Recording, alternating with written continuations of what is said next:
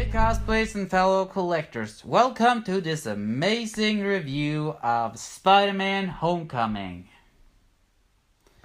As you can see, I have on my precise term is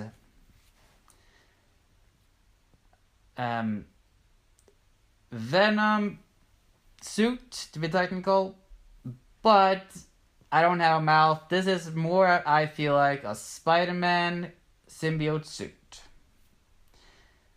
My suit, the Homecoming suit, I ripped off the eyes. I tried to take off the eyes because I wanted to modify a face shell into my Spider-Man suit of the Homecoming version.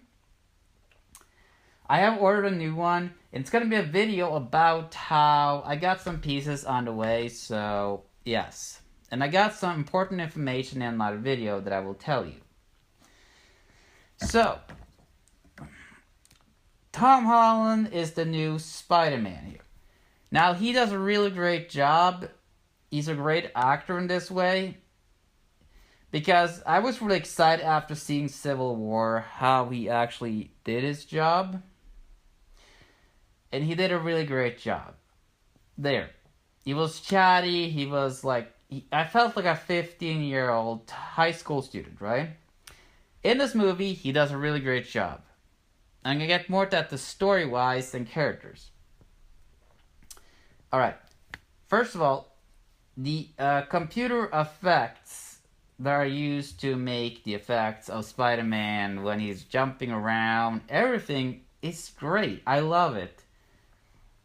Again, when you do see the suit without the computer effects, when he's just having it on him, you can see it. But because of the eye motion, they blend it so good in with the eye motion that it works quite well. So they actually did maybe more or less the same route into a certain way like they did with the Deadpool suit. And I love this effect with the eyes going in and out, and wow. I love the effects because this is based on Tony Stark, right? He's built this. So he actually does do something, so it's more like Star Jarvis. Tony Stark's helper with his armor, right? Actually, Parker gets a female voice in the suit because it's more or less the Iron Spider suit. So again, you have these effects, and that suit can do a lot. And I'm curious to see how much that suit can really do when he actually gets to know its suit a lot better. But okay, Vulture itself is great. He has a great character. That's not it. But his suit. The technical design of the wings itself are really great. Because I love the design of the wings itself and how it detaches from him and the Vulture helmet itself. I love the whole design because it feels like Vulture, but not the classic Vulture that we're used to. Because this Vulture is based on alien technology combined with human technology combined into one. And I love that because those features are really great. They make it work the whole way around. It so works into this movie in a way that I actually like it a lot. The effects with Iron Man's armor is perfectly okay. I love him. You see him a couple times in the movie. You see him like 4 times in the movie. And it's like, yes, great. Really love that part. But the effects are great. And the fight choreographically is great with the computer effects. And the fight scenes they did do parts of without a little as it could use, are so worth it. I love every scene of it, and it just works out. So, you should definitely watch this movie with that in mind. So, let's go to characters. Tom Holland as Spider-Man is one of the perfect choices I have ever seen as Spider-Man. The two original Spider-Man movies, he did a really great job, but he was crying a little too much for me to like him completely when I look back at it. And then you had the amazing Spider-Man 1 and 2. He didn't feel like a high school student because of his age group. He was like 30 or 29, 30 years old. And he felt a little older, and he didn't really get the role down. And Peter didn't get the character down completely. Tom Holland himself does a great role. He gets the character down so well, into a point of view that I actually like. So to a point, he does mistakes, he's unsure. He's a good kid, but he does mistakes. You see that in the movie. He is new to this. Like, come on. Any superhero has a time of his life that they do mistakes. He does mistakes. He learns from them. And when he really messes up, Tony Stark does take away his high-tech, I would almost call it his almost Iron Spider suit. And you see Peter go from a start, want to become just like Tony Stark, and in the end, getting to believe and getting confidence in himself to be Spider-Man. He goes through the phase, and he does it so well, to the point of view that I love it. And I love that he has a friend here, and I don't remember his name, and I'm going to apologize for that. But the actor that plays him plays well. He's 15, he plays a 15-year-old kid here, and he does a great role. He plays, and he's curious, he finds out he's Spider-Man, and we know that from the trailers, right? And I'm just gonna say this about him, because I want you to see the movie about it. He's a great friend, and he helps out a lot in a good way. But still mistakes happen, and they fix it, and it makes her grow. Michael Keaton as Vulture, amazing. I love the start of the movie because you see what happens, because instead of basically going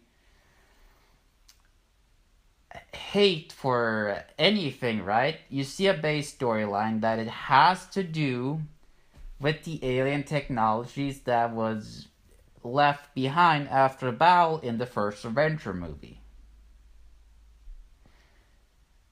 And it builds up to the story and with his family here, and how that builds up, and how he hates Spider-Man, of course. And again, playing Vulture, Michael Keaton does really well. His suit, as I talked about, is amazing. I love it so much. The only thing I think is strange here, you have like 3 guys playing the Electro, or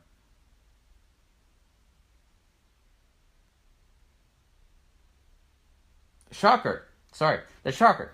Shocker itself is played by like 3 to 2 characters here, and I couldn't get the feeling of Shocker here. Like, technically the Shocker is in this movie. Yes, he is in here. I'm not gonna tell, but 2 people play the Shocker, and oh my god, don't even start.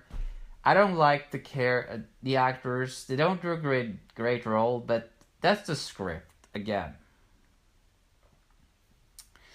So let's.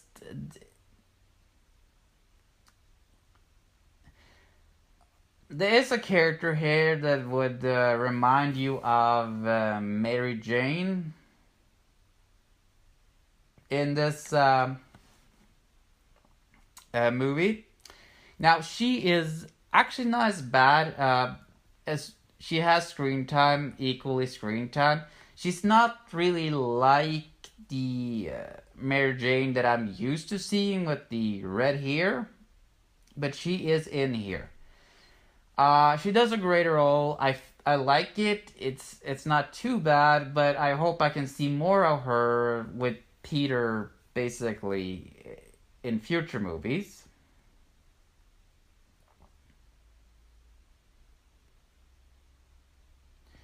So to speak. And Peter does have a love interest that he actually is interested in here. And I like that. He does actually starts with a shy guy here, and he actually does get courage and does what he has to. And there is a tension between them, a curious tension, and she's interested. I like that. They do it really well here. That is really well said. So yes. That's about the characters, guys. Tony Stark, the last thing. Tony Stark does have. He's free times in the movie. He does have equal screen time. He's not too much. It feels like a Spider-Man movie. I would say Tony Stark comes there to give him a pep talk, more or less, or try to help him, or to really give him a pep talk. That's more Tony Stark's role here, to make him better. So yes, that actually works well for that. So let's move out for the areas and basically and my final thoughts, okay? So the areas are perfectly, I think the places everything has been filmed on sets are really great. And I'm not gonna talk too much about it because honestly, I it's just amazing. I loved every place. It was just great. And that with the final battle scenes with the Vulture is great, and I do love that we have to see him use his homemade Spider-Man suit. I actually love the design. I actually do want to make the homemade Spider-Man suit myself for fun's sake. It's not a spandex, but be honest, it would be fun doing it. And I have seen the design of how they made it. Like, they actually took, I think that's the cheapest Spider-Man suit that's ever been made, is the homemade Spider-Man suit. Because it doesn't cost a lot to make this suit. And I think it's great, this design that it was of this suit, of course.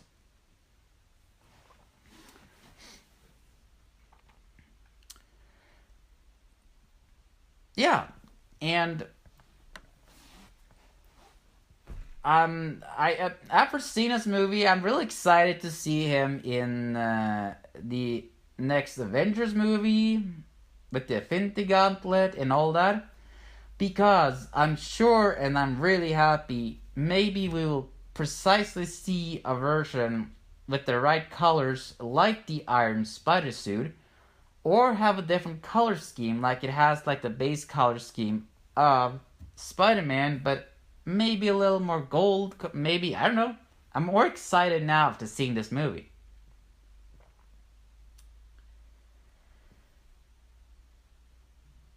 All in all, this movie has a great area. The effects are great. I love this movie. I would say if I was gonna give this a score, I would give it.